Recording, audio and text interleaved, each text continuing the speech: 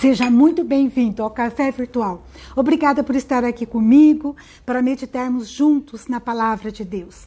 Hoje eu gostaria de falar sobre na fornalha com Deus.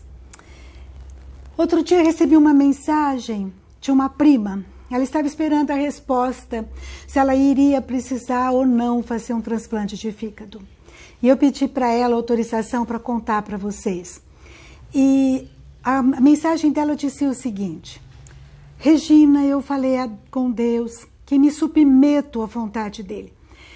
Eu não sei o que vai glorificar o nome dele, se é o transplante ou se é a cura. Eu escolho a cura, ela disse.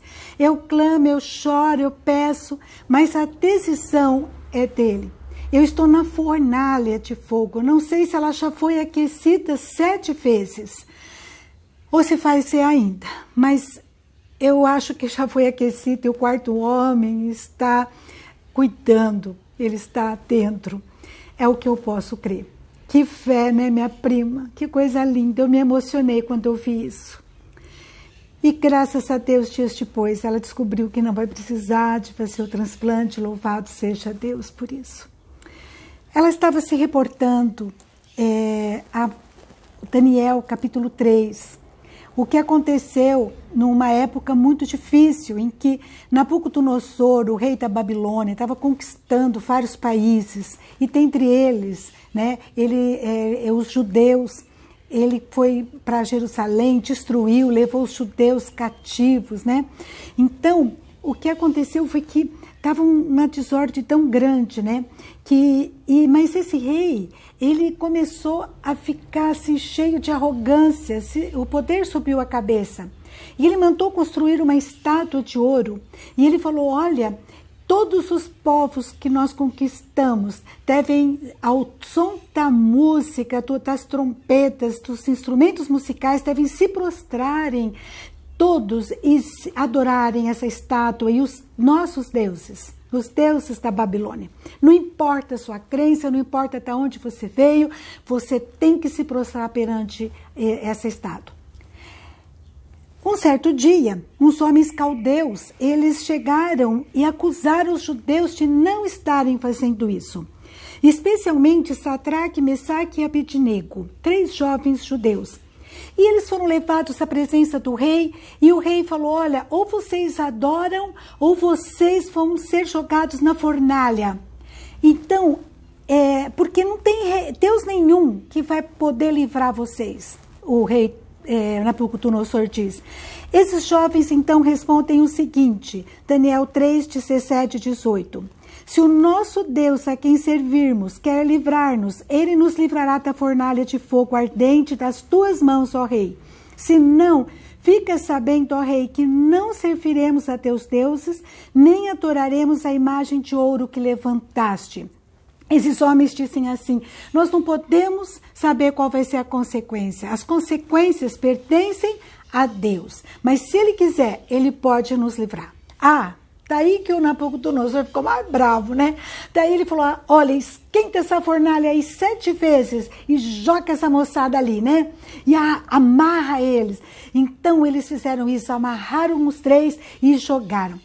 Conta que estava sobremaneira acesa aquela fornalha, de tal forma que até os homens que jogaram, que lançaram de cima para baixo esses jovens, morreram.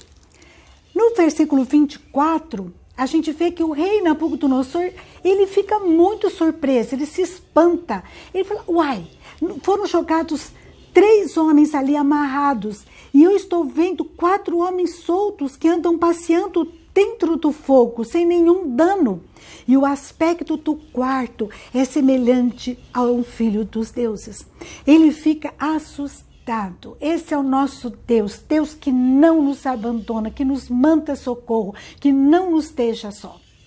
E eu fiquei pensando, hoje nós realmente temos muitas fornalhas acontecendo, né?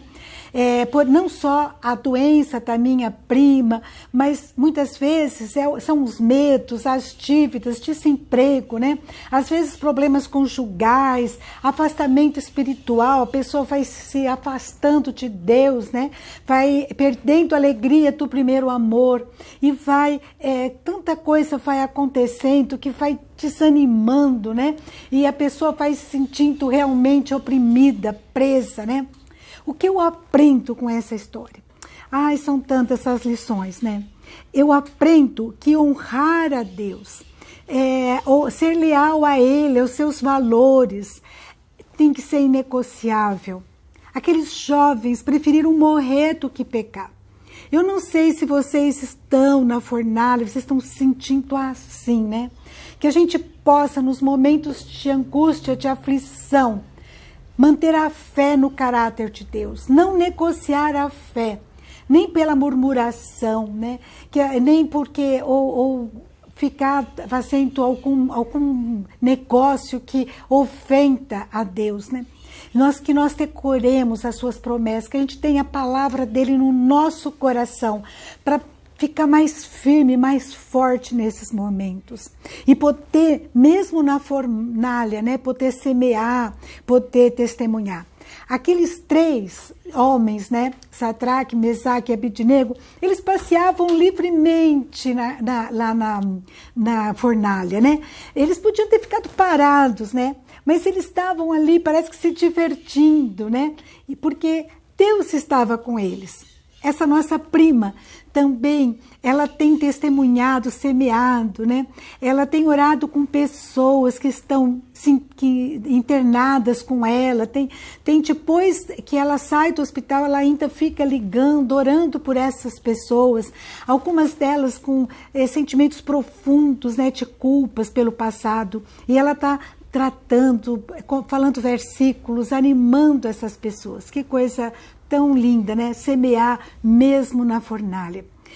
Outra coisa interessante é que no versículo 27, né?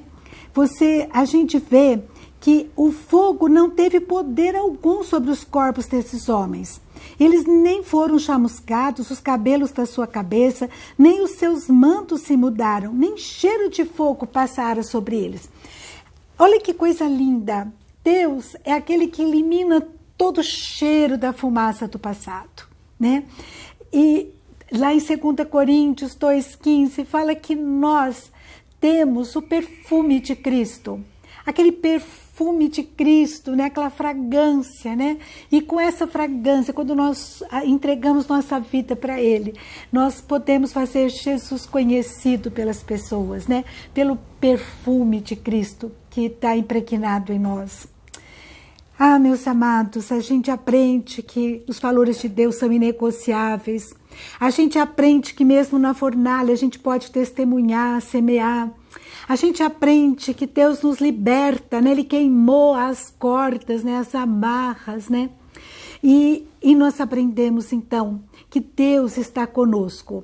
Não importa o momento que nós estamos vivendo. Deus, Ele está conosco, Ele nos liberta, Ele não nos deixa só, Ele sabe a nossa situação, a nossa falta de recursos. E nesse momento Ele se revela. Agora vai ter dias, meus amados, que será só você e Deus na fornalha. Mas creia, é o suficiente, é o bastante. Eu ouvi uma história de um pastor. Menino fazia seminário, ia terminar o seminário, estava prestes para se casar. Mas ele fez um exame e descobriu que ele estava com câncer. Esse menino começou a chorar e falar para o pai: por que, pai? Agora que eu estou terminando o seminário, vou trabalhar como pastor, vou me casar, por que, meu Deus? Por que isso, né? Começou a lastimar. E o pai disse assim: meu filho, é porque pastor não se faz no seminário, pastor se faz na fornalha. E eu nunca me esqueci isso. E ele falou: olha, você tem experimentado por tabela, né? Os nossos milagres, meu, da tua mãe, você tem visto, tem acontecer, mas Deus, Ele quer que você tenha uma experiência íntima e pessoal com Ele. Que coisa linda, né? E esse menino realmente, ele foi curado. Louvado seja nosso Deus. Essa história, então, é tremenda, né? Se você se sente na fornalha, busque a Deus, ore, entregue e peça livramento de Deus. De alguma forma, Deus pode te livrar. Deus pode te livrar, mas mesmo na fornalha, continue testemunhando, continue semeando, né? Com a certeza de que bem sucede aos que temem a Deus. Lá em Eclesiastes 8:12, o sábio diz assim: eu sei com certeza que bem sucede aos que temem a Deus. Você teme a Deus? Então saiba que no final o bem vai acontecer. Creia como sábio, tem certeza que o bem sucede. Que Deus te abençoe, Deus te oriente, Deus te console, Deus te anime, em nome de Jesus. E seja propício com você e com a sua casa. Um grande abraço e até a próxima, se Deus quiser.